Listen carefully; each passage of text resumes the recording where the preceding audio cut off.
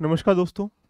आशा करता हूँ आप सब अच्छे होंगे, लेकिन क्या करें कि ये दुर्भाग्यपूर्ण है इस देश का, जिसके अंतर्गत जब विद्यार्थी लंबे समय संघर्ष करता है अपनी सफलता को पाने के लिए और किसी वजह से ऐसी घटनाएं सामने आती हैं, तो उसका मन भी कहीं ना कहीं शासन प्रशासन देश की नीतियों से जो मन है उसका खिन्न हो जाता है। और स्वाभाविक सी बात है कि लंबे समय के बाद जब तैयारी उपरांत जब एग्जाम सेंटर में 2 घंटे में उस परीक्षण के लिए जाता है, तो उसको कुछ नहीं दिखता है, सिर्फ अपने उसके सपने दिखते हैं। और सपनों पर जो फिरते हुए पानी है चीज़ें, जो पेपर आउट होना, उसकी आंसर की पहले वायरल होना, ये सब साक्ष्य सामने है। लेकिन आयोग के द्वारा अभी तक डिसीजन ना लिया जाना या सरकार के द्वारा इस पर कोई ऐसी टिप्पणी ना कर पाना कहीं ना कहीं बच्चों के हित में नहीं है। और मैं आपको बच्चों बता दूं कि देश के अंतर्गत जब तक हम फेयर तरीके से चीज़ों को टैकल नहीं कर पाएंगे, तब तक जो अपराध की दरें हैं लगातार बढ़ती रहेंगी। जब ऐसे ही लोग शासन प्रशासन में आके अपनी कहीं ना कहीं नीतियों के माध्यम देश को चलाने का प्रयास करेंगे, तो क्या होगा? देश का दुर्भाग्य, देश का भविष्य फिर ये लोग ही तय करेंगे।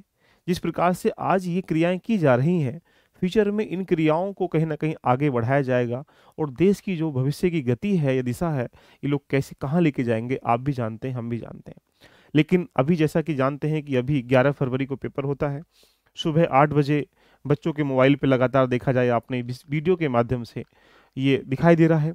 इसको संज्ञान से लेते हुए आयोग के द्वारा स्पष्टीकरण दिया गया और देने के बाद ये दिखाया गया कि यहाँ पर स्वाभाविक रूप से स्पष्ट तरीके से एक समिति का गठन किया गया। और समिति के बाद अगर देखा जाए, तो यहाँ आंतरिक समिति के उपरांत देखे जाए तो एक एसटीएफ जो जांच समिति ये निर्णय करेगी। अब पॉइंट ये निकल के आता है कि साहब, ये इतना कम होने में देरी क्यों हो रही है? 11 फरवरी के बाद आज 15 फरवरी हो चुकी है, अभी तक ना आयोग का डिसीजन है। विद्यार्थी लगातार अपने जो कर्मों की जो आहुति है पढ़ाई की जगह ट्विटर कैंपेन पे बिता रहे हैं। साथ में अगर देखा जाए, लगातार अपनी एक उस स्पष्टता की भीख मांग रहे हैं, मांग कर रहे हैं, जो ये निष्पक्ष तरीके से ध्यान रखना, जांच होने के उपरांत या निष्पक्ष तरीके से री एग्जाम होना चाहिए।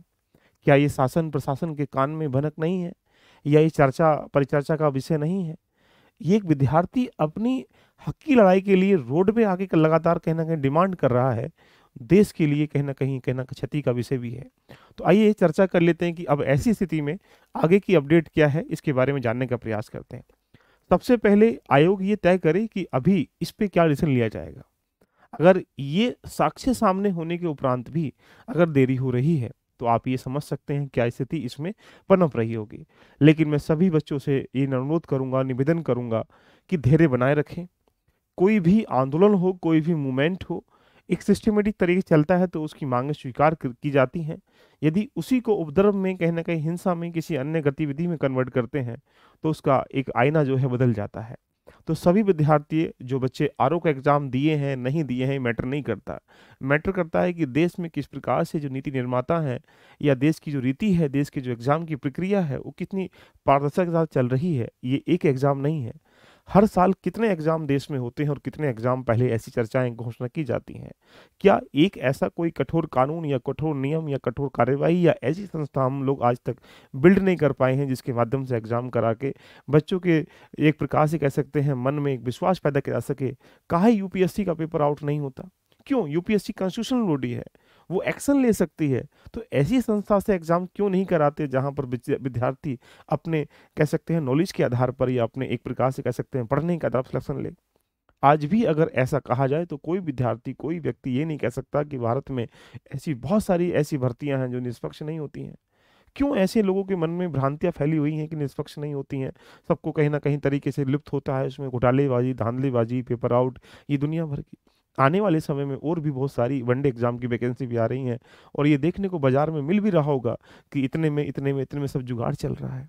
लेकिन मैं आरओ के अलावा बाकी बच्चों से भी अनुरोध करूंगा, सभी लोग मिल के एक समूह बना के, या अभी जो आयोग के गेट पर धरना चल रहा है उनका जो बच्चे इलाहाबाद में हैं वो सपोर्ट करें, साथ में सोशल मीडिया के माध्यम से सपोर्ट करें।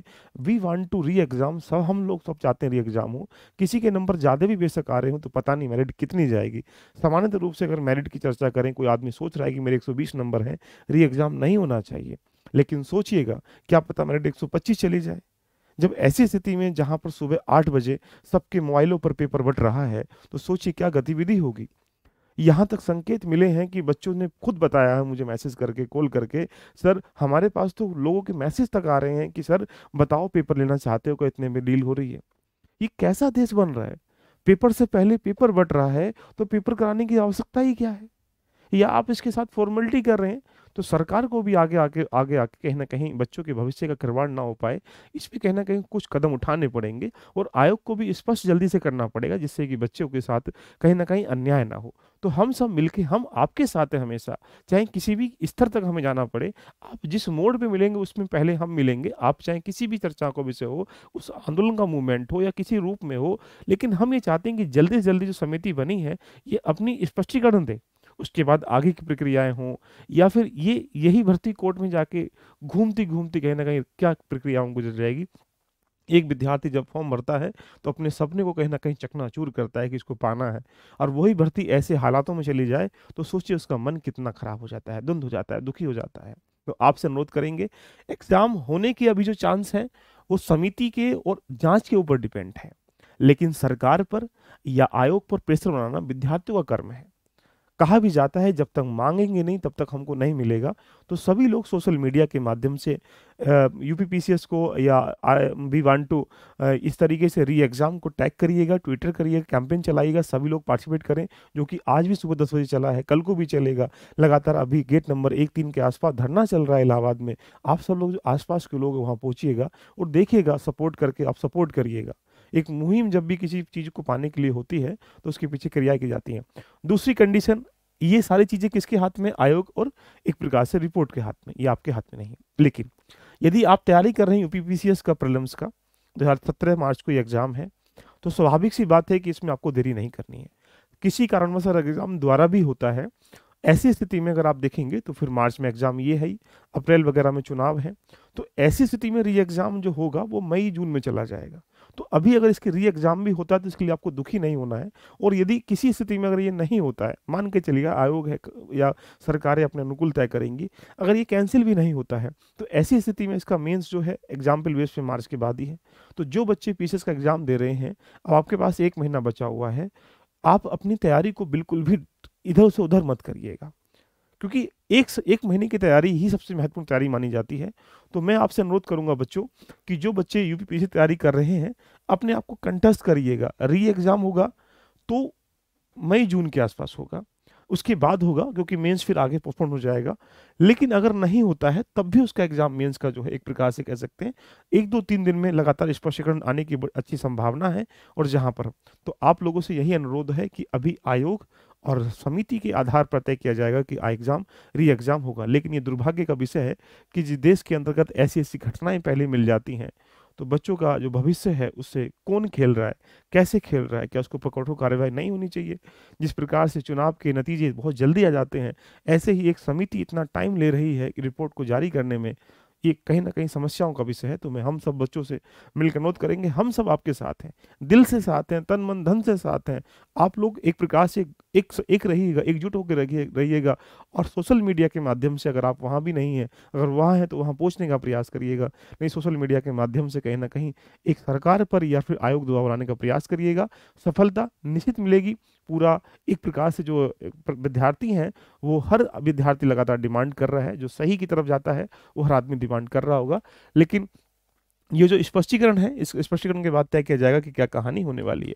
तो दोस्तों, बनाए रखें अपनी चर्चाओं के आधार पर, लेकिन इसको एक प्रकार से कह सकते हैं बेहतर तरीके से करने के लिए रास्ता है कि आप उसको एक अपनी मांगों को रखें, अपनी पॉइंटों को बताएं, ये आधार बताएं, एविडेंस पेश करें, उसके आधार पर 100% एग्जाम जो एग्जाम होने की चांस है।